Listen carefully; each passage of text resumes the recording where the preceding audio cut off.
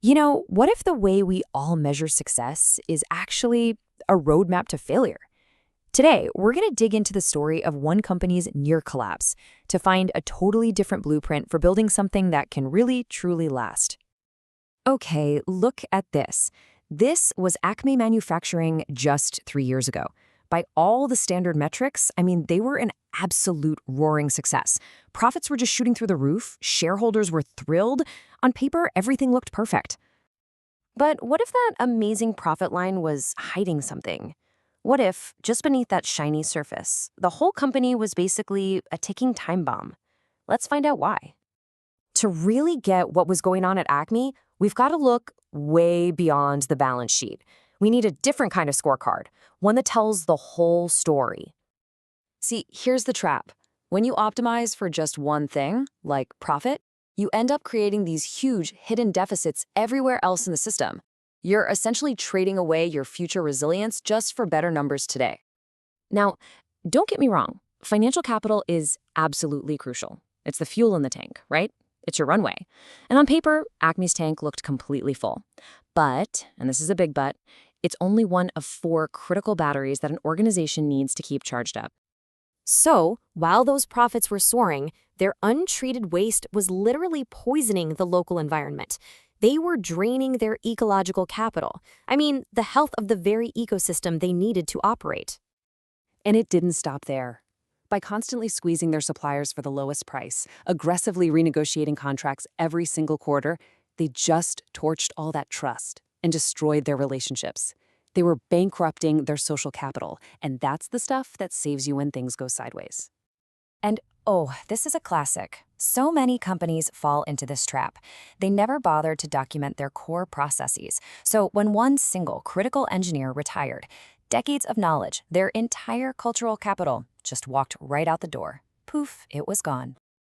So you see the picture, right? Acme was running on 4 batteries, but they were only bothering to charge one.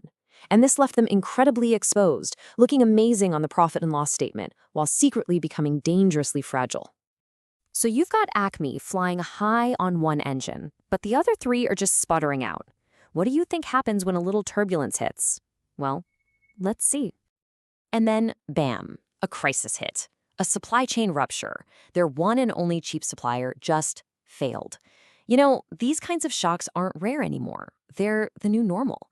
And for Acme, the fallout was instant, and it was catastrophic. Because all their other batteries were dead. They had zero resilience. No one to call for help, no deep knowledge to figure out a pivot, and no real cash buffer, because they'd been chasing short-term profit instead of long-term stability.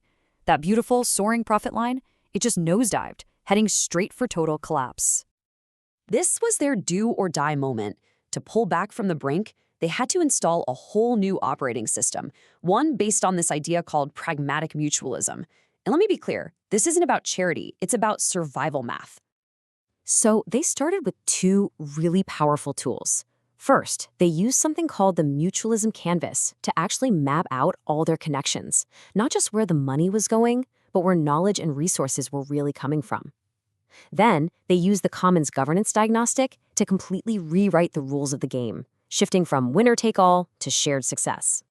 So fast forward 5 years, and the transformation is just, it's crystal clear.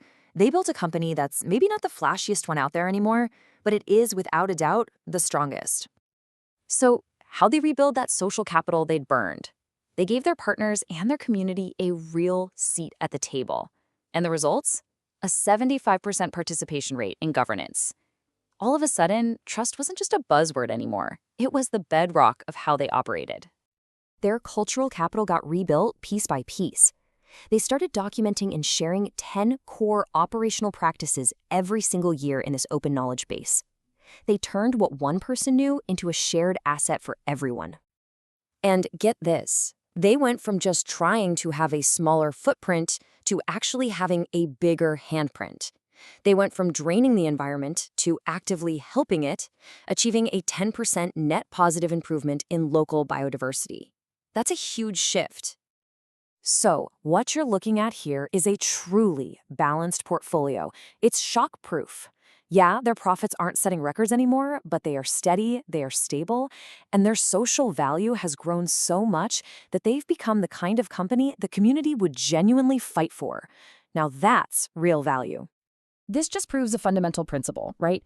Building for shared resilience isn't just a nice to have, it's the ultimate competitive advantage. In a crazy, volatile world, balance beats brilliance every single time.